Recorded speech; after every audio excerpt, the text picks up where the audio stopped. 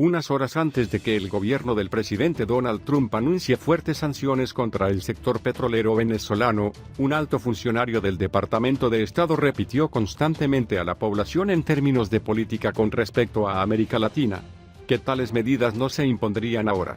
Tales conversaciones tuvieron lugar dentro del gobierno. Los altos funcionarios de los departamentos de Estado, Energía y Tesorería, así como los legisladores, se vieron sorprendidos por el repentino anuncio de la Casa Blanca el lunes, que bloqueó todas las exportaciones, importaciones y transacciones financieras con el sector petrolero venezolano, según personas familiarizadas con las discusiones en el gobierno. El anuncio fue muy complicado, no debería haberse hecho cuando se hizo, dijo una de las fuentes. Debe haber ocurrido después. El anuncio recordó otras decisiones aparentemente abruptas, como la retirada de las fuerzas estadounidenses de Siria. A diferencia de otros gobiernos, ya sabemos que el señor Trump está tomando medidas sin un proceso de consenso normal entre todas las entidades involucradas. Aunque la Casa Blanca ha estado discutiendo durante meses la posibilidad de sanciones petroleras contra Caracas durante las discusiones entre entidades gubernamentales, generalmente ha advertido a los funcionarios que todas las opciones están sobre la mesa. Durante estas discusiones, los funcionarios se opusieron enérgicamente a la aplicación de sanciones, y algunos reconocieron en privado que no tenían idea de que el gobierno procedería con esta medida. Incluso las compañías que tienen refinerías en la costa del Golfo, que procesan crudo venezolano, advirtieron que el precio de la gasolina subiría. Desde que se anunciaron las sanciones, los funcionarios del sector petrolero han tratado de comunicarse con la Casa Blanca, el Departamento del Tesoro y otras entidades para obtener información sobre lo que podían y no podían hacer. El asesor de Seguridad Nacional, John Bolton, y el secretario del Tesoro, Steven Mnuchin, anunciaron el lunes las medidas más firmes tomadas hasta la fecha contra la empresa petrolera nacional venezolana PDVSA. Las sanciones apuntan a desestabilizar el gobierno de Nicolás Maduro. Durante su gobierno, la economía venezolana implosionó y condujo a un éxodo de millones de venezolanos. Las sanciones prohíben cualquier transacción de PDVSA con compañías estadounidenses, excepto en condiciones especiales debidamente autorizadas por Washington. Mnuchin dijo que el pago de cualquier venta de petróleo crudo a Estados Unidos permanecería en una cuenta inaccesible para el gobierno venezolano. Si Juan Guaidó, presidente de la Asamblea Nacional, hoy reconocido internacionalmente como jefe de Estado, logra formar un gobierno, el dinero irá a esta administración. El crudo venezolano representa el 70% de los ingresos del gobierno y las nuevas sanciones tienen serias consecuencias al reducir gradualmente la mayoría de las ventas de petróleo en los Estados Unidos. Los Estados Unidos, así como varios países, reconocieron oficialmente a Guaidó como jefe de Estado la semana pasada.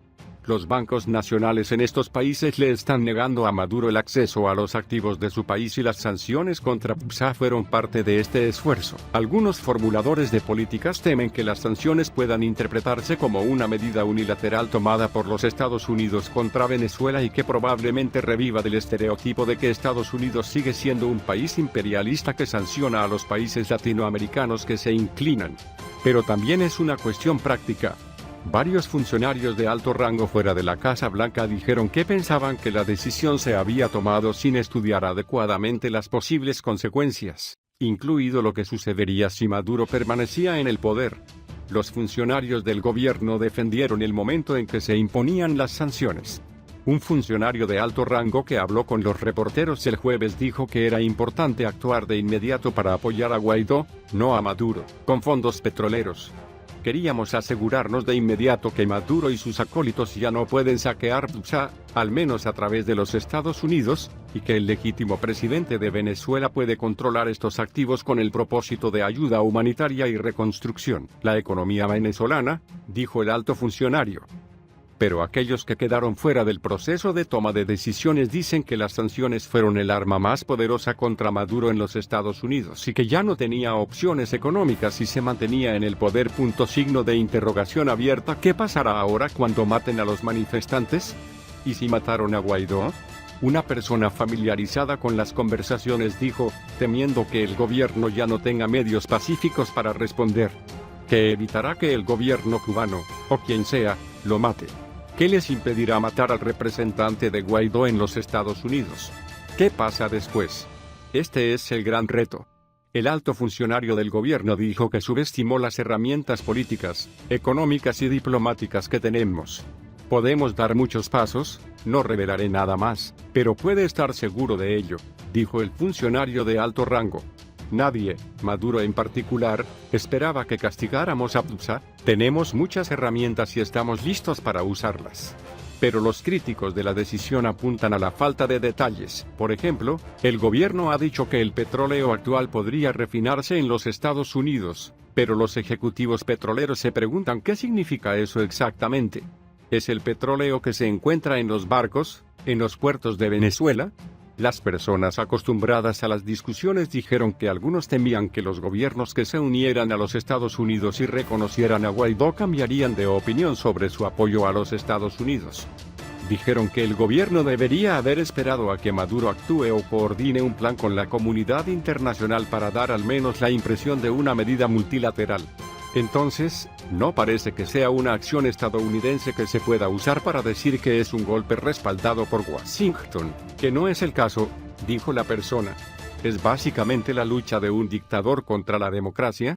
Mark Feuerstein, director de Asuntos de las Américas en el Consejo de Seguridad Nacional bajo el presidente Obama, dijo que las sanciones se impusieron adecuadamente. La vida es desorganizada, y la política exterior es la misma. El ministro de Petróleo de Venezuela, Manuel Quevedo, denuncia el hecho de que los sectores de la oposición han ofrecido el 50% de la industria petrolera del país a los Estados Unidos.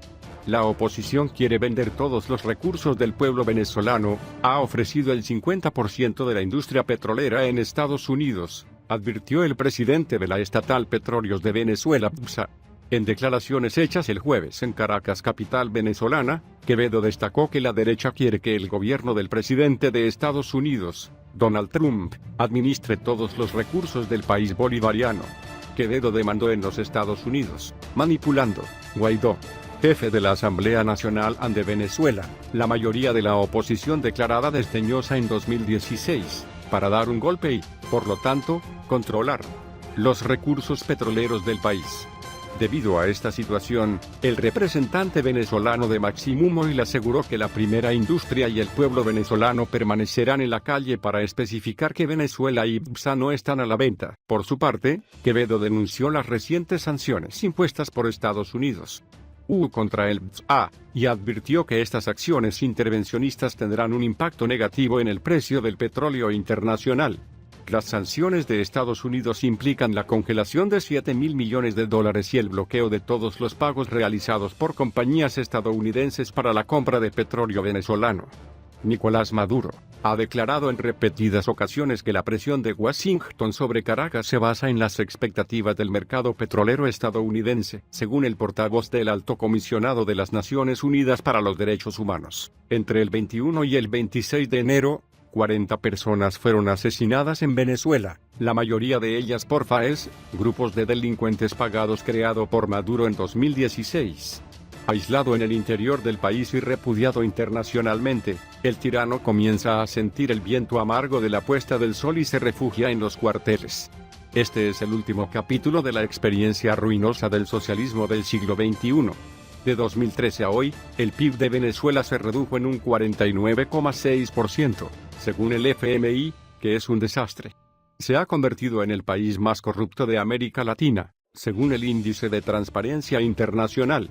La inflación, que fue de 21% en 2012, alcanzó 1.370.000% en 2018, según datos publicados por France Presse. En 2012, la producción de petróleo fue de 2.4 millones de barriles por día, en 2018, solo 0,5 millones. El país tiene uno de los índices de criminalidad más altos del mundo. La llamada revolución bolivariana era, por lo tanto, una tarea de demolición y sus fundamentos, que no debemos olvidar, fueron planteados por Hugo Chávez, quien expropió a cientos de empresas que eventualmente quebraron y utilizaron los ingresos del petróleo como les plazca. Fue Chávez quien compró el avance del ejército y los jueces, trató de ahogar a los medios de la oposición y trató de permanecer indefinidamente en el poder. Venezuela se liberó de la dictadura de Marcos Pérez Jiménez en 1958. Al año siguiente, Fidel Castro tomó el poder en Cuba y trató de influir en Venezuela. Incluso presionó al presidente Rómulo Betancourt para que le da petróleo, a lo que ha respondido que el petróleo no le pertenece a él, sino al país. Castro alentó y financió a los guerrilleros contra Betancourt 1959-64 y Raúl Leoni 1964-69, pero no sometió a Venezuela a sus dictados. La ironía es que él tiene éxito 30 años después para seducir a un megalómano militar. De hecho, Chávez le dio las llaves de la casa a Castro y le permitió a Cuba colonizar a Venezuela, un país 8 veces más grande, con una población 3 veces mayor y mucho más rica.